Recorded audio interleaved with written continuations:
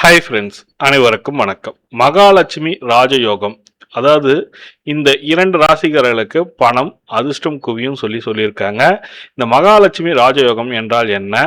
இது இந்த எந்த 2 ராசிக்காரர்களுக்கு என்பது தான் பார்க்க போறீங்க. வீடியோ ஸ்கிப் பண்ணாம பாருங்க. வீடியோ பிடிச்சிருந்தா லைக் பண்ணுங்க, கூடிய சப்ஸ்கிரைப் பண்ணுங்க. வாங்க வீடியோக்குள்ள போகலாம்.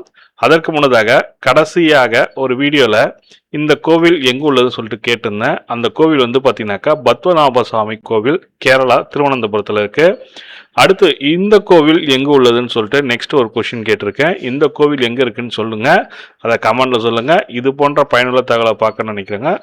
மறக்காமல் நம்ம சேனலை சப்ஸ்கிரைப் பண்ணுங்கள். வாங்க வீடியோக்குள்ளே போகலாம். இந்த மாதத்தின் 2வது வாரத்தில் உருவாகும் மகாலட்சுமி ராஜயோகம் ஜோதிட நம்பிக்கைகளின்படி சில ராசிக்காரர்களின் வாழ்க்கையில் சாதகமான மாற்றங்கள் ஏற்படக்கூடும்.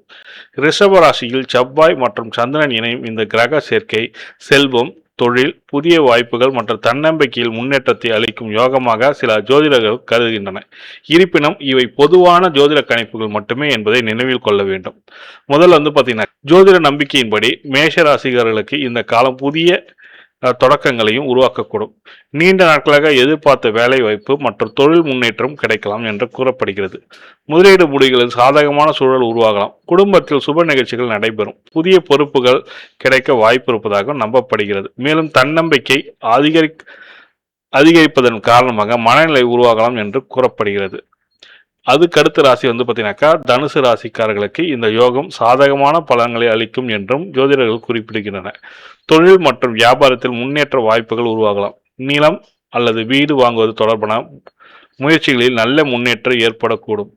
நீண்ட காலமாக நிலுவையில் இருந்த சில பிரச்சனைகள் அல்லது சட்ட தொடர்பான விவரங்களில் சாதகமான மாற்றங்கள் கிடைக்கலாம் என்று எதிர்பார்த்த பயன்கள் பயனுள்ளதாக அமையலாம் என்றும் ஜோதிட நம்பிக்கையும் தெரிவிக்கின்றன.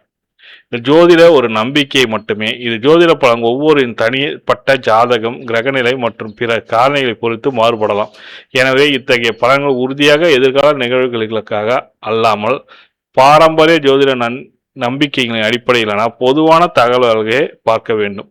முக்கியமாக நிதி அல்லது வாழ்க்கை முடிவுகள் எடுக்கும் முன் உரிய ஆலோசனை பெறுவது சிறந்த அணுகுமுறையாக சொல்லப்படுகிறது.